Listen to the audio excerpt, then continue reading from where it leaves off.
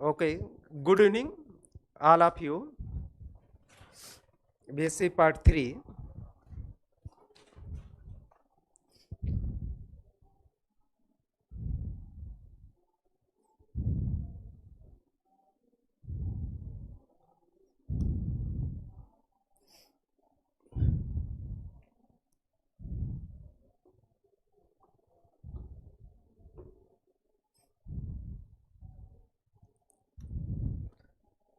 Good evening भाई, good evening. देखिए बेटा, नेक्स्ट टाइम हम बात कर रहे थे टाइप्स ऑफ कैटालिसिस में।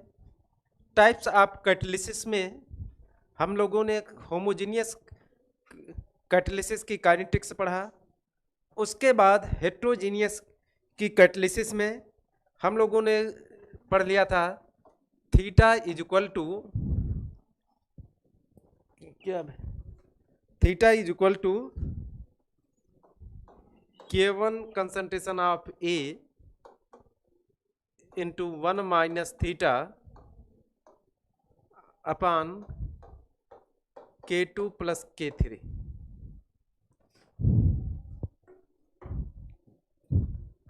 ठीक, theta is equal to K1 concentration of A 1 minus theta upon K2 plus K3। यहाँ से हमको बेटा मेनली थीटा की वैल्यू चाहिए। तो यहाँ से जरा देखिए क्या लिखा जा सकता है। Theta upon 1 minus theta is equal to K1 A upon K2 plus K3 हो जाएगा। इसको 1 माइनस थीटा को इसके नीचे रखा। अब इसके बाद इस इक्वेशन का रेसिप्रोकल किया तो 1 minus theta upon theta is equal to K2 plus K3 upon K concentration of A। देखिए हमने क्या किया बेटा, नीचे का टर्म ऊपर किया तो इसका भी नीचे का टर्म ऊपर हो जाएगा। तो 1 minus theta upon theta is equal to K2 plus K3 upon K1A। इसको लिखा जा सकता है बेटा 1 minus theta theta upon theta is equal to K2 upon K1 concentration of A plus K2 कंसंट, अभी रहने दीजिए इसको ऐसे ही।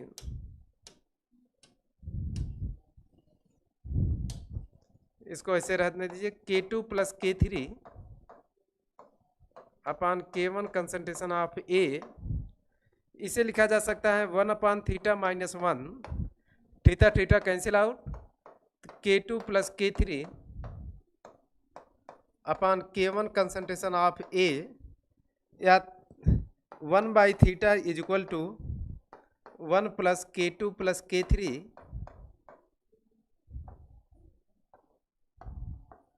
Upon K1 concentration of A। यहाँ से देखिए 1 upon theta is equal to K1 concentration of A plus K2 plus K3 upon K1 concentration of A।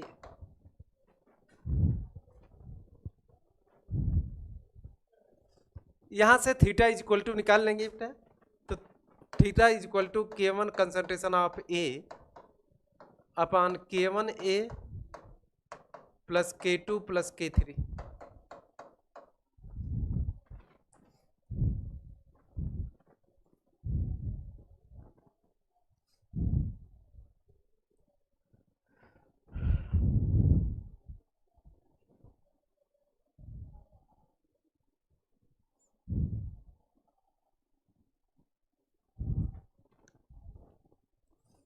Note कर लीजिए यहाँ तक बेटा। देखिए बेटा इक्वेशन नंबर 1 हमारे समझ से यही था, rate of reaction small r is equal to K3 theta था। ठीक, दिस इज योर कॉपी में देखिए इक्वेशन नंबर 1 था बेटा। अब हम लोग क्या करेंगे, इस थीटा की वैल्यू को इक्वेशन नंबर 1 में रखेंगे। तो putting the value theta in equation 1, तो rate of reaction small r is equal to K1 K3 concentration of A upon K1 concentration of A plus K2 plus K3।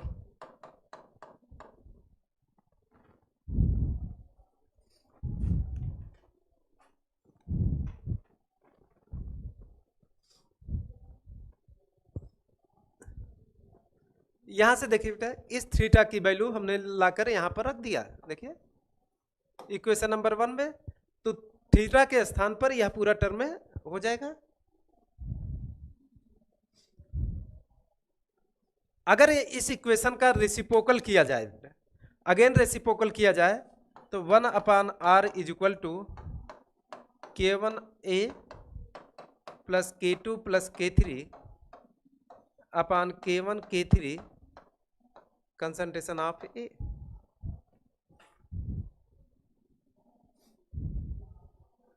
इसे हम कह दे रहे हैं इक्वेशन नंबर 3 रहा होगा। देखिए जरा, बताइए कितना था इक्वेशन नंबर?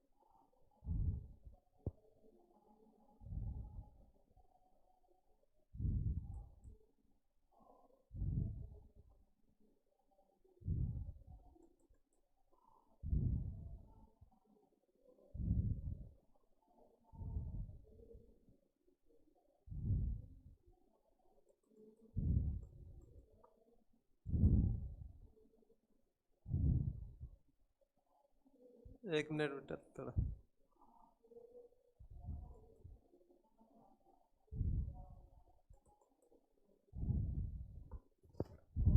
देखिए बेटा, कुछ बेटा थोड़ा प्रॉब्लम आ रही है, मैसेज नहीं दिख रहा है।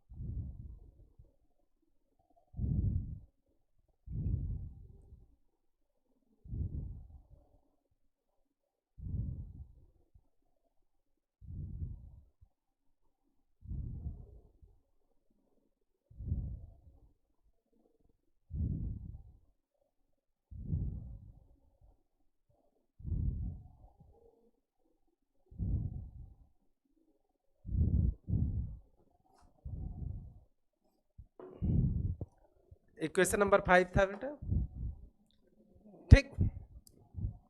चलिए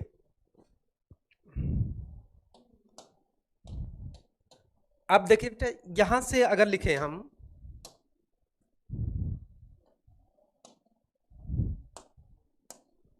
देखिए ये है,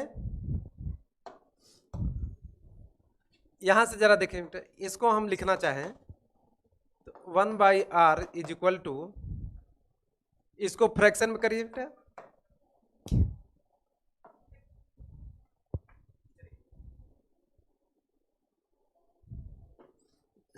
यहां देखिए बेटा,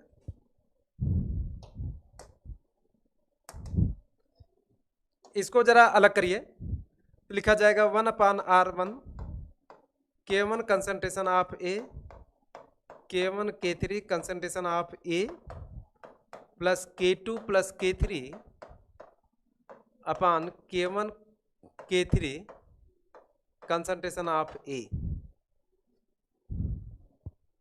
हो जाएगा।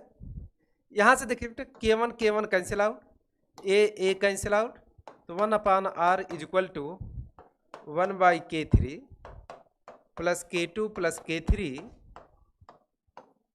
Upon K1 K3 concentration of A, equation number 6।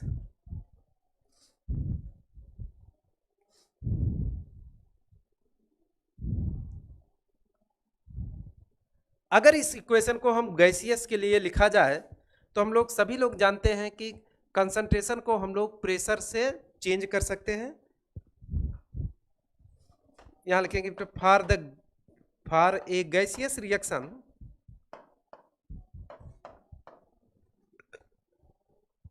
concentration term can be replaced by partial pressure and equation 6 can be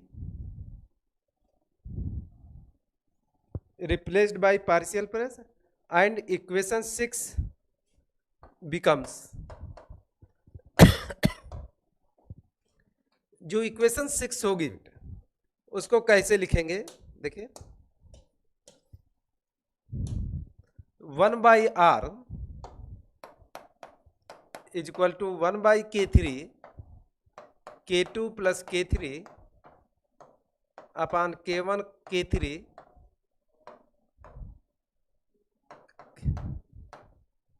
PA, this equation number 7।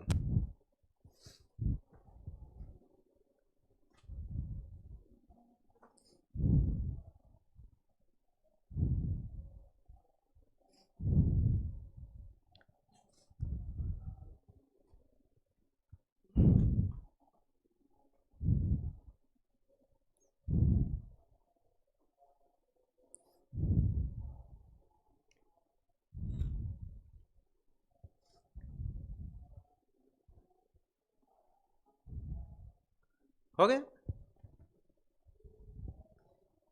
देखिए जहां क्यों क्यों ऐसा लिखा जाता है, क्योंकि concentration is proportional to pressure होता है, अर्थात कंसंट्रेशन को हम प्रेशर से चेंज कर सकते हैं, इसलिए इसको हम चेंज कर लेते हैं।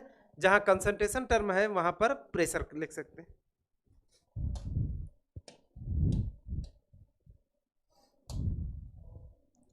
नाउ प्लॉट ए ग्राफ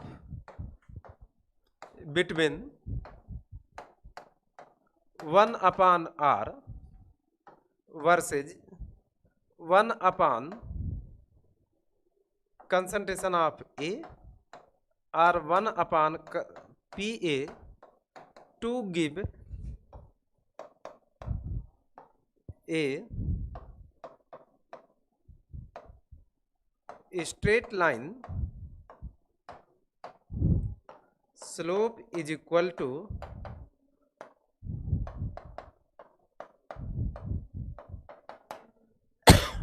जरा स्लोप और इंटरसेप्ट की वैल्यू बता दीजिए बेटा, किस तरीके का ग्राफ मिलेगा। अगर हम इसको इस तरीके से ग्राफ में प्लॉट करें, 1/r इधर, 1 कंसंट्रेशन ऑफ ए और 1 concentration of partial pressure of P A, तो कैसा ग्राफ मिलेगा।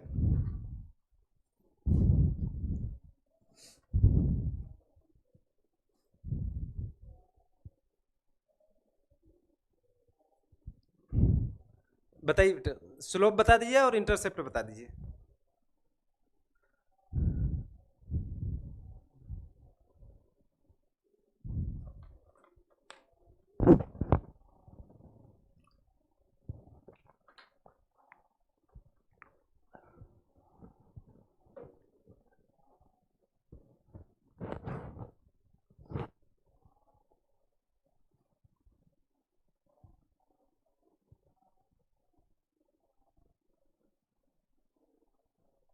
स्लोप और इंटरसेप्ट बताइए।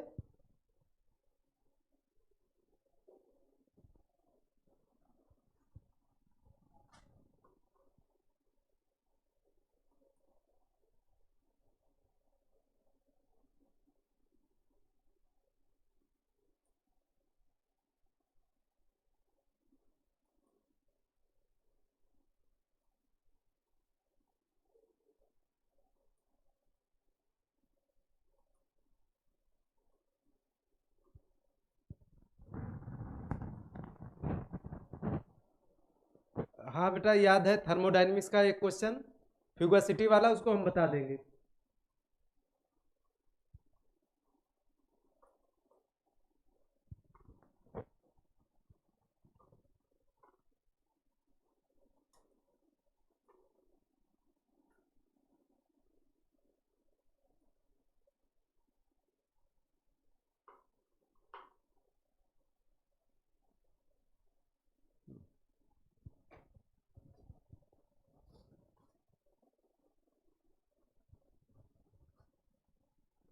अरे बताइए स्लोप और इंटरसेप्ट। अरे भाई इसको, दिस इज वाई, इसको 1/pa को मान लीजिए आप क्या, x, तो स्लोप कैसा ग्राफ होगा, इस तरीके से होगा। ठीक, स्लोप इज इक्वल टू, अरे एक मिनट बेटा, तो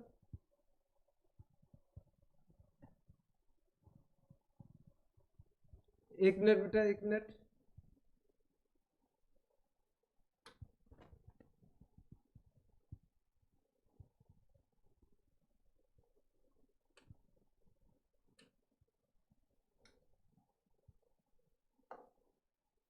वन अपान k3 प्लस करके था, ठीक। इसको जरा संशोधन कर लीजिए बेटा, केवल इस एक स्थान पर हमको क्या लिखना था, pa लिखना था। अगर इस तरीके से ग्राफ खींचे, देखिए कैसे मिलेगा, slope is equal to k2 plus k3 upon k1 k3, और जो इंटरसेप्ट होगा this is equal to 1/k3।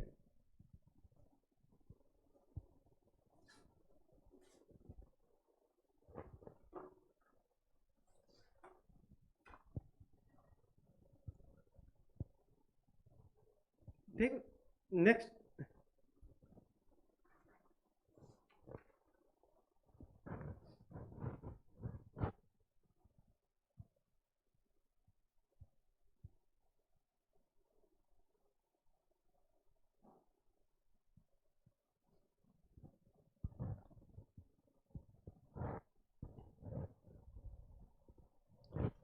आप यहां लिखेंगे बेटा लिमिटिंग केस, लिमिटिंग केस लिखेंगे, वी नो दैट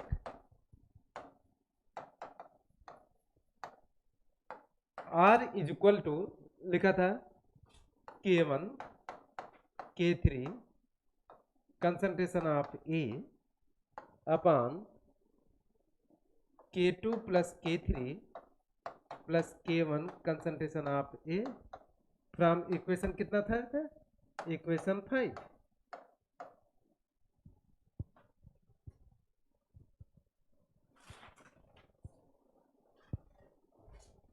देखिए यही तो इक्वेशन था। इधर देखिए, इस वाले इक्वेशन को देखिए, rate of reaction R is equal to K1 K3 upon K1 concentration of A plus K2 plus K3। इसी इक्वेशन को हमने यहां लिखा है, देखिए फ्रॉम इक्वेशन 5। इसी को ऐसे लिखा जा सकता है, R is equal to K1 K3 PA upon K2 plus K3 plus K1 PA। क्यों? Because concentration of A is equal to PA।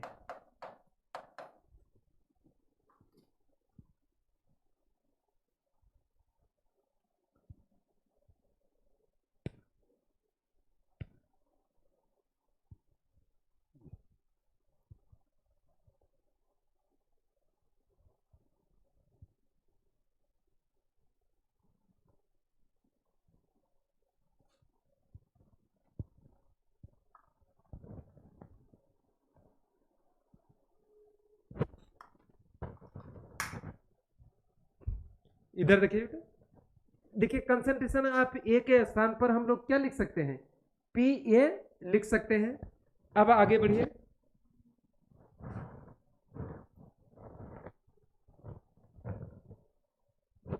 इसी को जरा देखिए बेटा,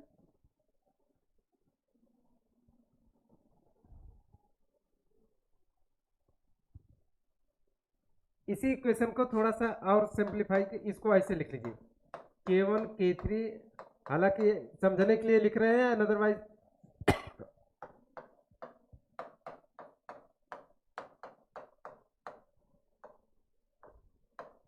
कुछ है नहीं बेटा, बस अरेंज करके सीक्वेंस, क्योंकि हमको केस लेना है।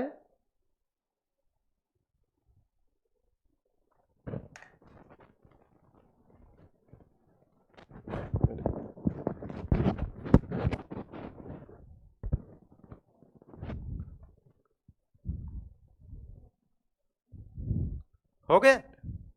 अब जरा देखिए केस फर्स्ट, केस फर्स्ट में क्या है? When K3 is very very greater than K2 plus K1 PA,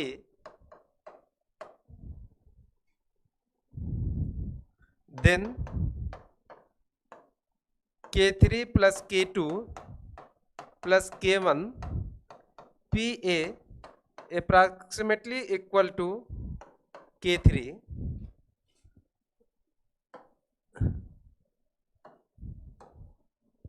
देखिए कितना इक्वेशन नंबर हो गया था बेटा? यहाँ था 7, ठीक 7 हो गया था। तो 8 को कैसे लिखेंगे? देखिए 10 equation 8 becomes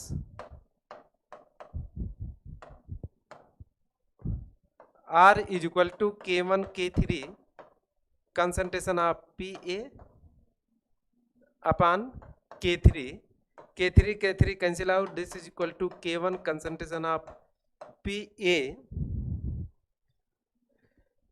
thus order of reaction is equal to 1। Order K3 cancel, K1 PA हो गया, इसका पावर कितना है बेटा? इसका पावर 1 है, तो पावर 1 है तो ऑर्डर भी 1 के इक्वल ही हो जाएगा।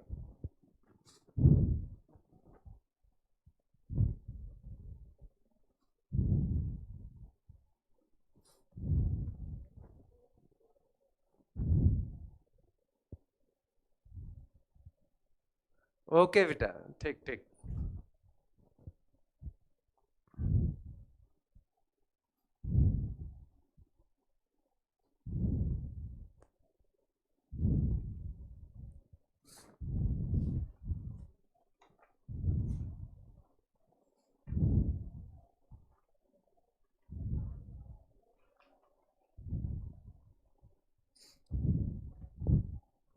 हो गए।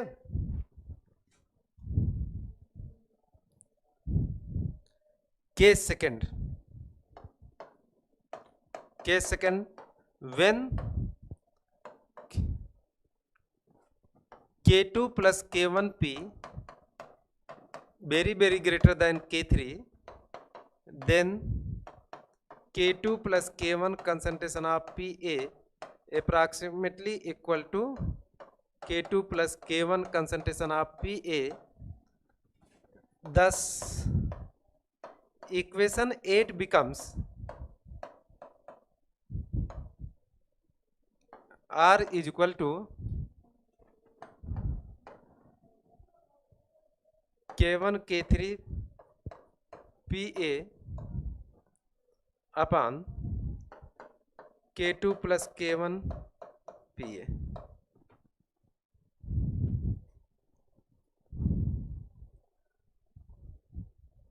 हो गए। अब इक्वेशन 8 देखिए, इक्वेशन 8 में क्या था, जो नीचे था उसमें इस पूरे वैल्यू के स्थान पर, अरे वो सॉरी, एक minute, then K3 plus K2 approximately equal to this.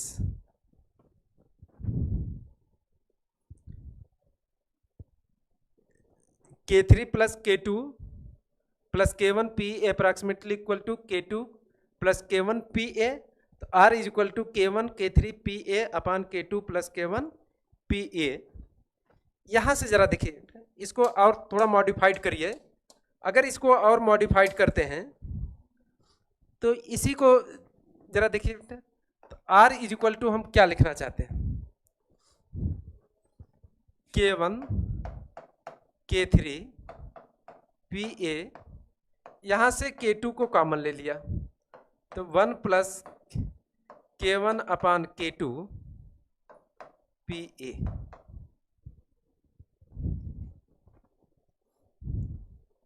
इसी को और ऐसे लिखा जा सकता है, K1 अपान K2 K3 PA अपान 1 प्लस K1 अपान K2 PA।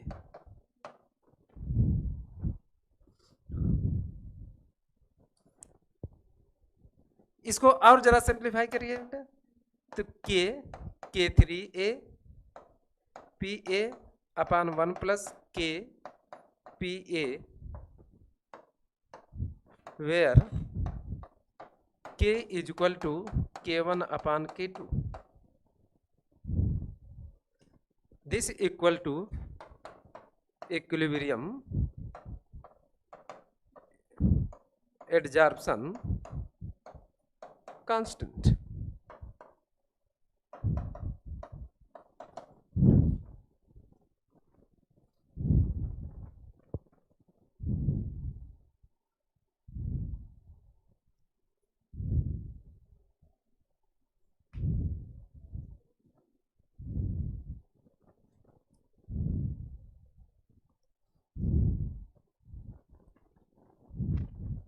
नोट कर लीजिए इसे।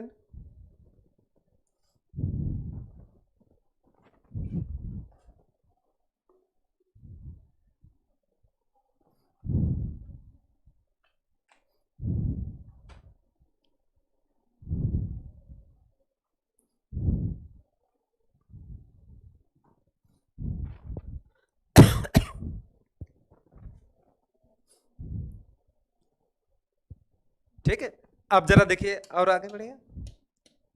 दिस इक्वेशन नंबर 9,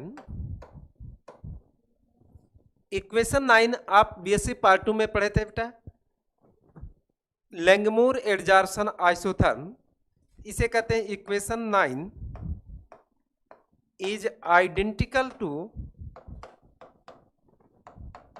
लैंगमूर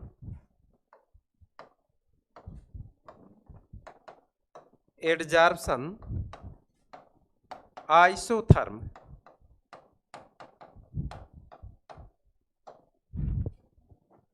ये लैंगमूर का इक्वेशन है, बीएससी पार्ट 2 में पढ़ा होगा बेटा। This equation is surface chemistry, copy खोल लीजिएगा, उसमें देख लीजिएगा। बीएससी पार्ट 2 में यह इक्वेशन सिमिलर टू लैंगमूर, इसके स्थान पर उसमें ये लिखा होगा R इज इक्वल टू के dash P A upon 1+k, इस तरीके से लिखा होगा। तो दोनों कांस्टेंट को एक कांस्टेंट में समाहित कर दिया होगा और इसको इस साथ लिख दिया होगा।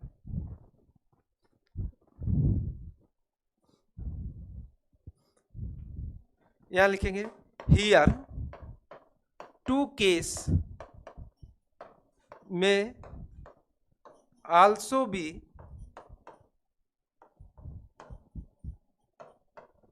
may be arise, case first,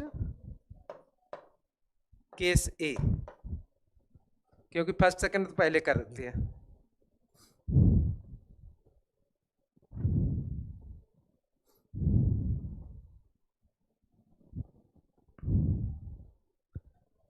क्या होगा बेटा? पहला case, at low pressure, at low pressure that is kPa is less than 1 or kPa plus 1 approximately equal to 1,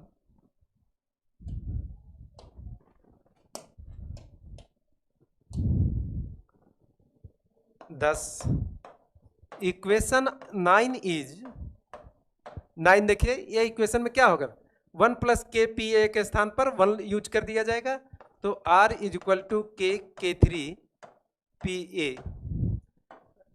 order of reaction is equal to 1।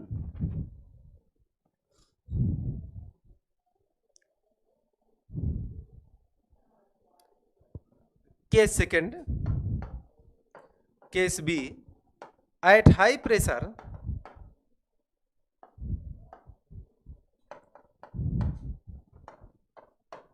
at high pressure kPa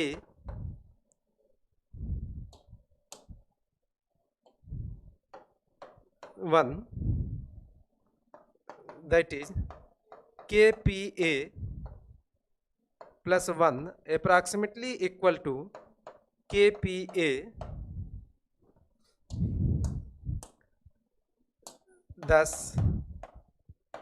equation 9 becomes, रख दीजिए 9 में, तो क्या हो जाएगा, R is equal to k3Pa अपान k3Pa, k3Pa से cancel out, this is equal to k Pa पे power 0, thus order of reaction is 0।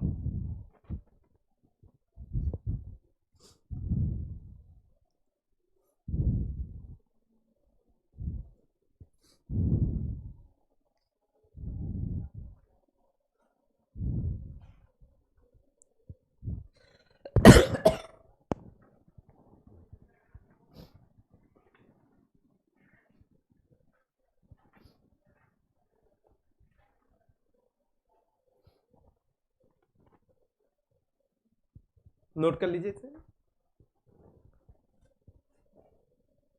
अगर इन दोनों को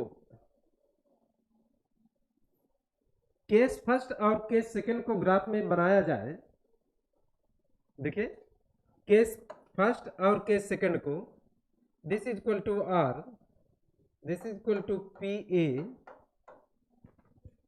तो इनका जो ग्राफ होगा इस तरीके से होगा।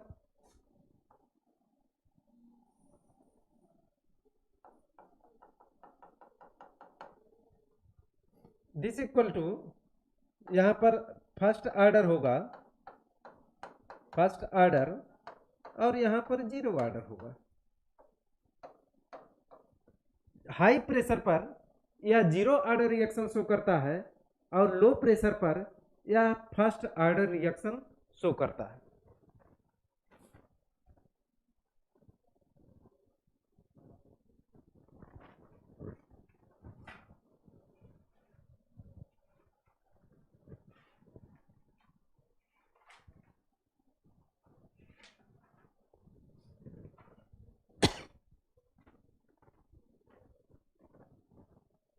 नोट कर लीजिए।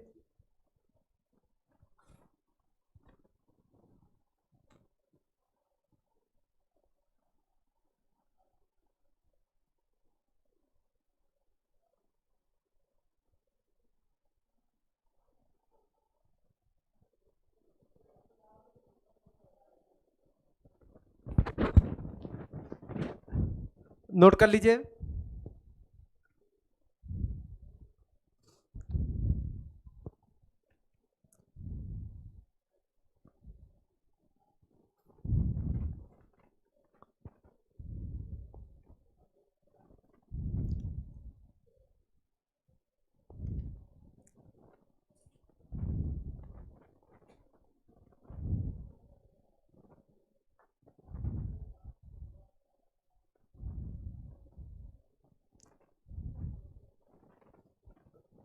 चलिए बेटा, नेक्स्ट हेडिंग डालिए।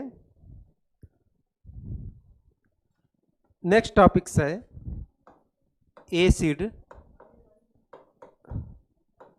Base catalysis.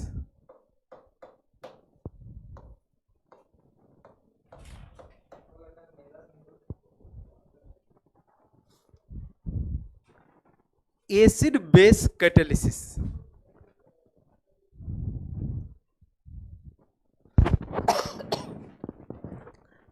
इधर देखिए बेटा, एसिड बेस कैटालिसिस क्या होते हैं?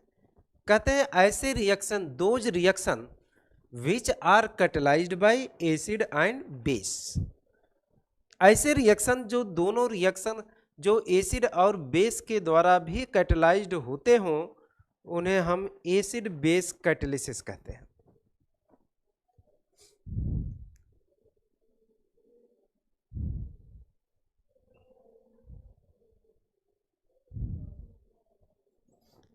तो नीचे लिख लीजिए जरा डिफिनेशन बेटा इसकी। तो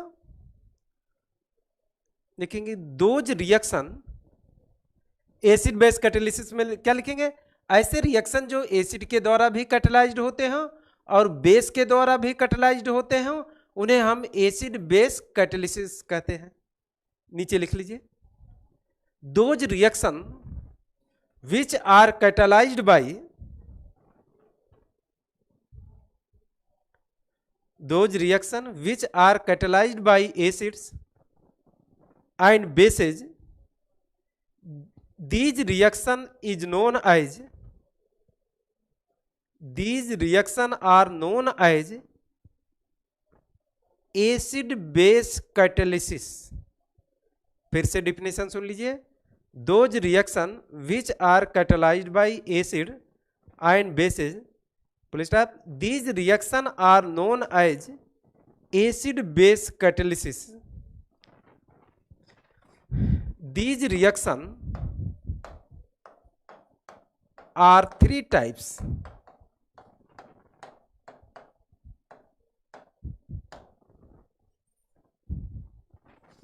Number one, first points, a specific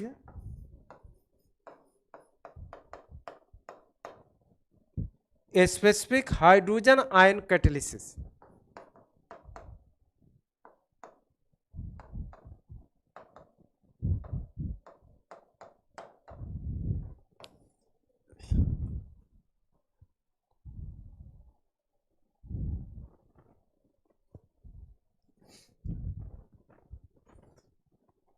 number एक है बेटा क्या?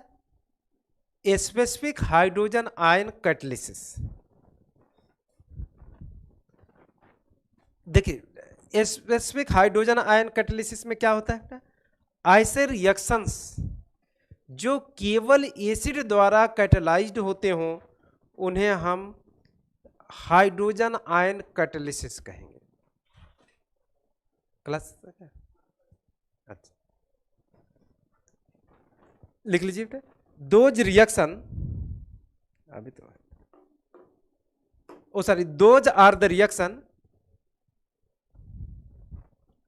those are the reaction which are catalyzed by, which are catalyzed by hydrogen ion only। those are the reaction which are catalyzed by hydrogen ion only. For examples, inversion of cane sugar, C12 H22 O11 H2O C6 H12O6 C6 H12O6, जो reaction का rate होता है, rate is proportional to concentration of C12 H22 O11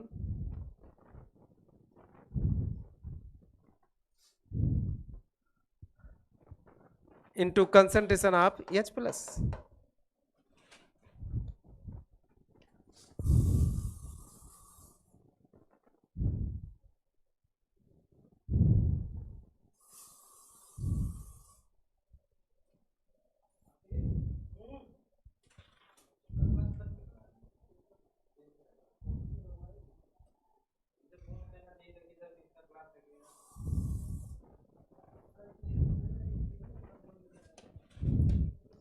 Okay. Case second. A specific OH minus ion catalysis.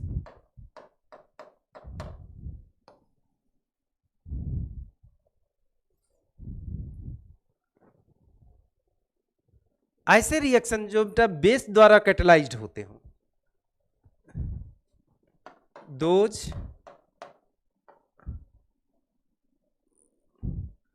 reaction which are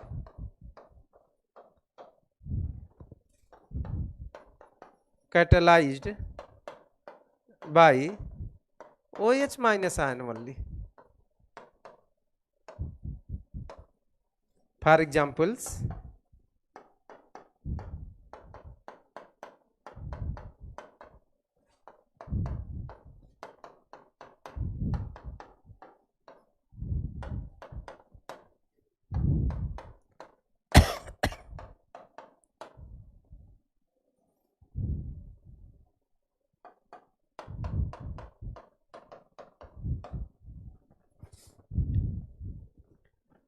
name of this reaction, जरा बोले बेटा, name of this reaction.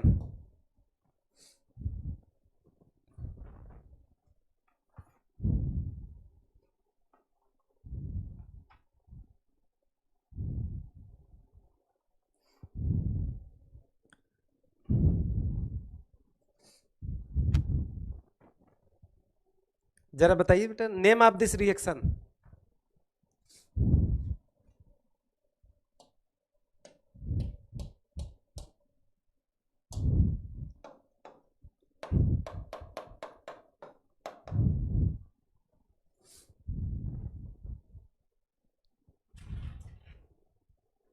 बस एक line लिखा क्या है. केस थर्ड है बेटा, H and OH minus ion catalysis. नाम बताओ भाई, इस रिएक्शन का क्या नाम है?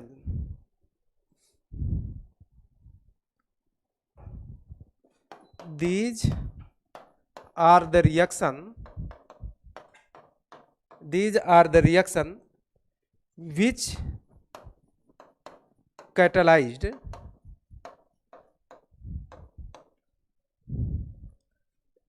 acid and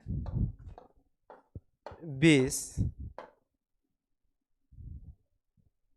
Acid and base both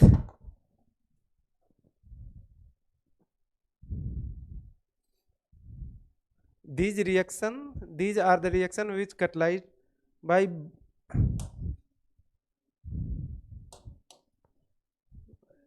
both acid and base simultaneously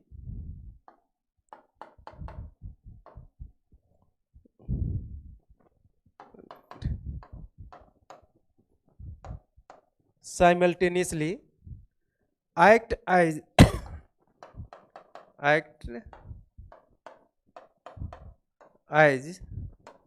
catalysis.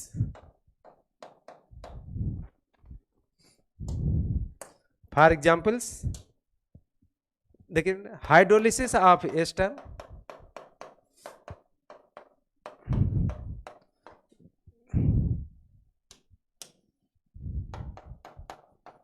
Hydrolysis of ester H plus OH minus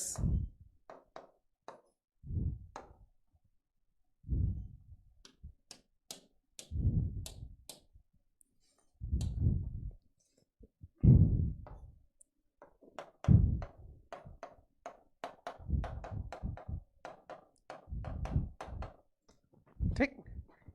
hydrolysis of ester acid के द्वारा भी कैटलाइज्ड होगा और बेस के द्वारा भी कैटलाइज्ड। इसकी काइनेटिक्स नेक्स्ट टाइम हम लोग बात करेंगे, ठीक। तो बस आज इतना, नेक्स्ट टाइम इसके आगे कंटिन्यू किया जाएगा। 3 टर्न का बाकी है बेटा, इसमें जो मेनली पढ़ाना है हमको, एक पढ़ाना है एंजाइम कैटालिसिस एंड काइनेटिक्स और ट्रांजिशन स्टेट थ्योरी और effect of pH on reaction rates. 3-4 topics पढ़ाने हैं और पढ़ाते माने यह यूनिट खत्म हो जाएगी, ठीक। इसके बाद फोटोकेमिस्ट्री पढ़ाएंगे, सबसे इंपॉर्टेंट 3 चैप्टर मिलाकर आपको 70% सिलेबस आपका कवर हो जाएगा, ठीक। तो बस आज इतना, नेक्स्ट टाइम इसके आगे, ठीक। Okay, thank you.